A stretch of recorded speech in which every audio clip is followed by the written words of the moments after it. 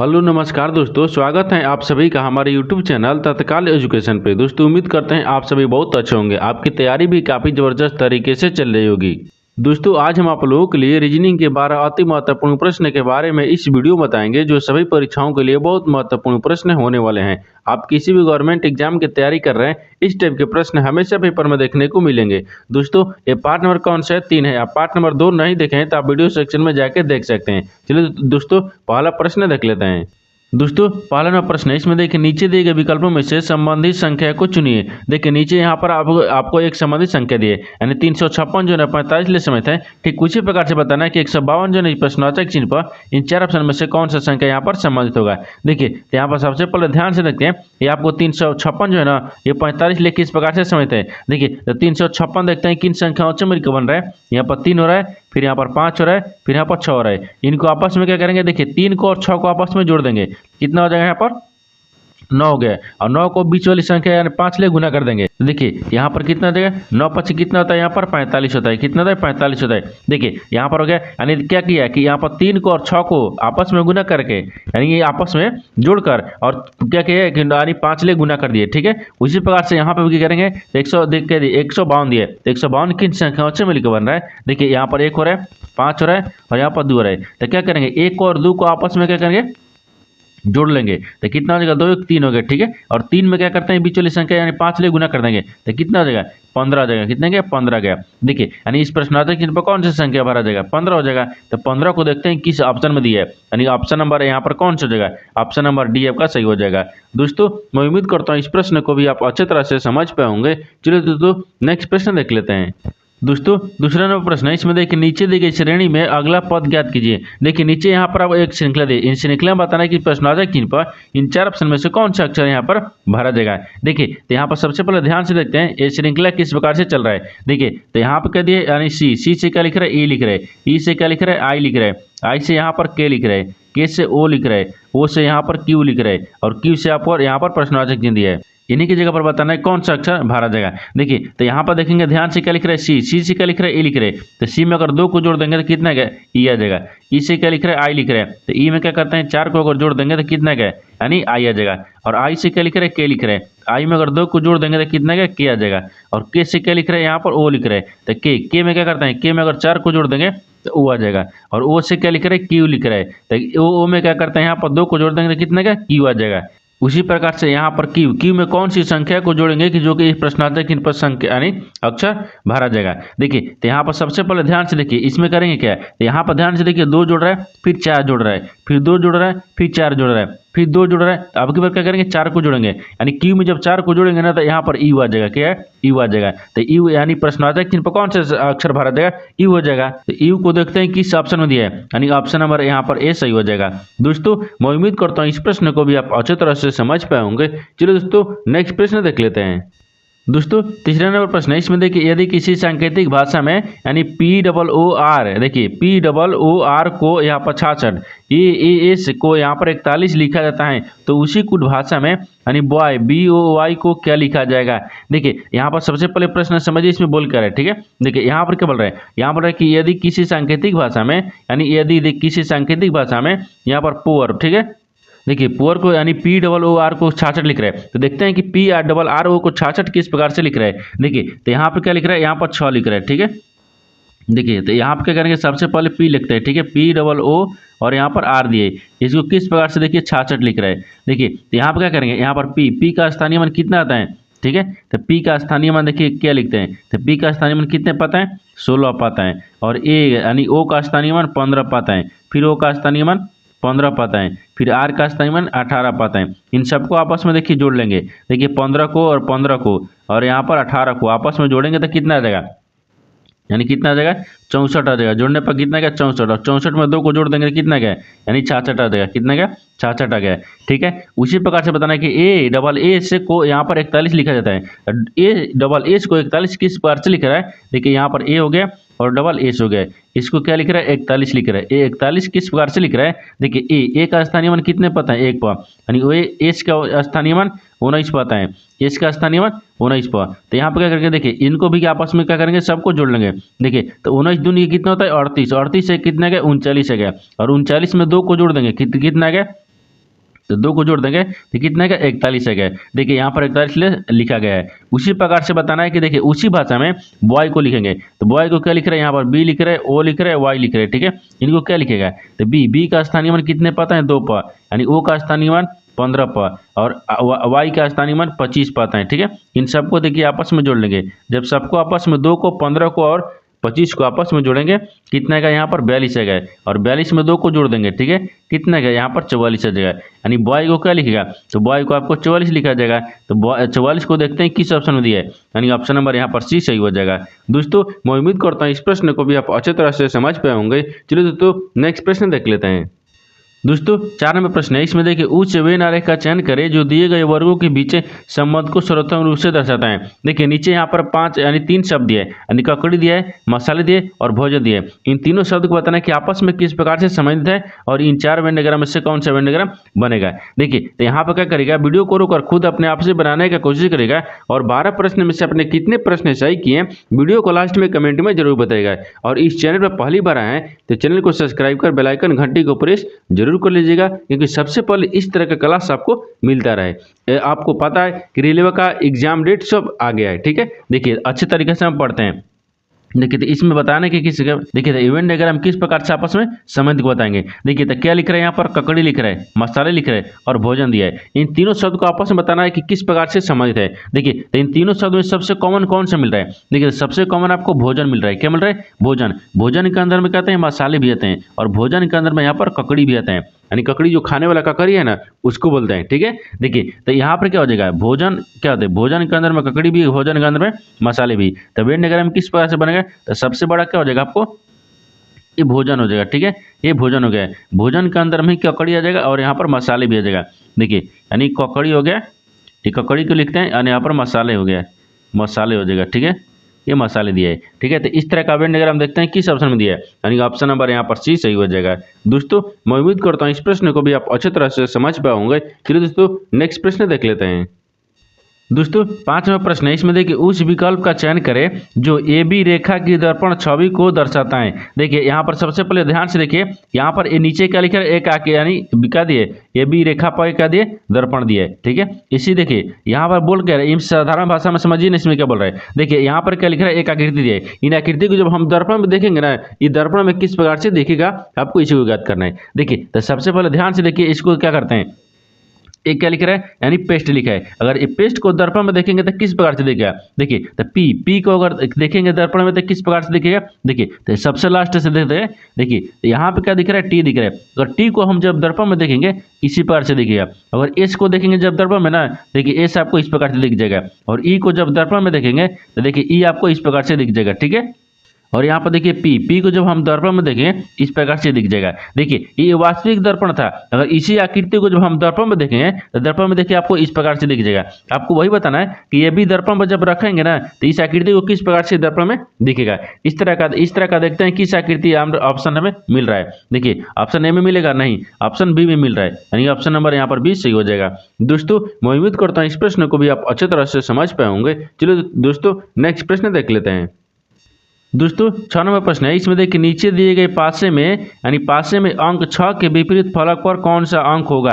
देखिए यहाँ पर पहले प्रश्न समझिए, इसमें बोल कर है एक ही पासे के जब आपको 3 स्थितियां दिया है, इसमें बताना क्या है कि 2 स्थितियां में 2 फलक जब एक समान मिलेगा, तीसरा जो है एक दूसरे का विपरीत होता है। जैसे यहाँ पर ध्यान से देखिए, यानी 2 फलक क्या, दोनों स्थितियों में 2 फलक कॉमन मिलना चाहिए। देखिए यहाँ पे क्या देखेंगे, यहाँ पर देखिए 2 और 4 आपको कॉमन मिल रहा है, इसमें भी देखिए 2 और 4 कॉमन मिल रहा है। इन दोनों में क्या मिल रहा है, इन दोनों स्थितियों में 2 फलक एक समान मिल गया, यानी 2 और 4 कॉमन, 2 4 कॉमन। तो 6 का विपरीत देखिए यहाँ पर क्या है, एक आ गया। तो यहाँ पर आप वही बताना है। देखिए तो 6 का विपरीत पूछा है ना, देखिए यहाँ पर 6 का विपरीत क्या पूछा है, तो 6 का विपरीत आपको देखिए यहाँ पर 1 हो जाएगा। ठीक है, 1 हो जाएगा। तो 1 को देखते हैं किस ऑप्शन में दिया है, यानी ऑप्शन नंबर यहाँ पर ए सही हो जाएगा।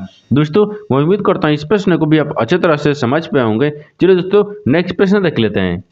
दोस्तों 7वां प्रश्न है, इसमें देखिए नीचे दिए गए विकल्पों में से संबंधित शब्द को चुनिए। देखिए नीचे यहाँ आपको संबंधित शब्द दिया है। यहाँ पर मछली जो है ना आपको साल के लिए समझते हैं, ठीक उसी प्रकार से बताना है कि भालू जो है प्रश्नवाचक चिन्ह पर इन 4 ऑप्शन में से किसी से संबंधित होगा। देखिए तो यहाँ पर सबसे पहले ध्यान से देखते हैं, जो आपको मछली है ना, मछली साल के लिए किस प्रकार से समझते हैं। तो मछली का शरीर बाहर से यानी साल से ढका रहता है। क्या रहता है, साल से ढका रहता है। तो यहाँ पर देखिए क्या लगते हैं, यानी ढका। ठीक है, ढका रहता है, रहता है, ठीक है, रहता है। देखिए ये मछली जो है ना, मछली का शरीर जो है ना वो बाहर से साल्क से ढका रहता है। उसी प्रकार से यहाँ पर भालू को देखिए, तो यहाँ इसी प्रकार से भालू का जो शरीर भी है ना, भालू का शरीर किससे यानी रोवा या फार से ढका रहता है, ठीक है। तो यहाँ पर क्या हो जाएगा, ढका तो दिया नहीं, रोवा दिए, क्या दिए, यहाँ पर रोवा हो जाएगा, ये रोवा हो गया, ठीक है, यानी रोवा से ढका रहता है, रोवा हो गया, ठीक है, यानी रोवा से क्या होता है, ढका रहता है। तो यहाँ पर कोई रखते हैं यानी ढका रहता है, ठीक है, ढका रहता है। देखिए जिस प्रकार से मछली का जो शरीर है ना बाहर से साल्क से ढका रहता है, उसी प्रकार से भालू जो है ना, भालू का शरीर यानी भालू का शरीर जो फर या रोवा से ढका रहता है। तो यहाँ पर रोवा हो गया, तो रोवा को देखते हैं किस ऑप्शन में दिया है, यानी ऑप्शन नंबर यहाँ पर ए सही हो जाएगा। दोस्तों मैं उम्मीद करता हूँ इस प्रश्न को भी आप अच्छी तरह से समझ पाए होंगे। चलो दोस्तों नेक्स्ट प्रश्न देख लेते हैं। दोस्तों 8वां प्रश्न है, इसमें देखिए अक्षरों का कौन सा समूह जब दी गई अक्षर श्रृंखला में रिक्त स्थानों पर क्रमिक रूप से रखा जाए तो उसे पूरा करेगा। देखिए यहाँ पर सबसे पहले प्रश्न समझिए, इसमें बोल कर है नीचे यहाँ पर आपको कह दे एक अक्षर का श्रृंखला दे, इन अक्षर की श्रृंखला बताना कि जो खाली स्थान दिया है एक खाली स्थान की जगह पर इन 4 ऑप्शन में से कौन सा अक्षर यहाँ पर भरा जाएगा।